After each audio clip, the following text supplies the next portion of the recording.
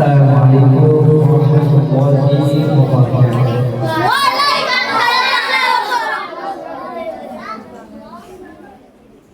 কেমন আছেন আপনারা সবাই?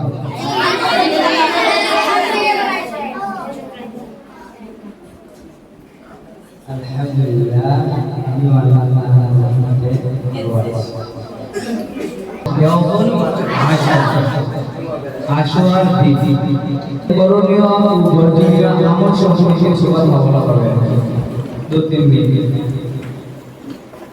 এক নাম্বার হলো এই যে দুটি গুরুত্বপূর্ণ আমল হলো, এক নাম্বার রোজা পালন করা,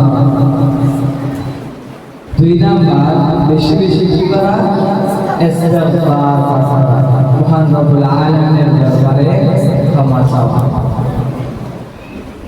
তো ইনশাআল্লাহ আমরা এই দুটি আমল করার চেষ্টা করব। আল্লাহ তাআলা আমাদেরকে সেই তৌফিক দান করুন। ওয়া আখির দাওয়ানা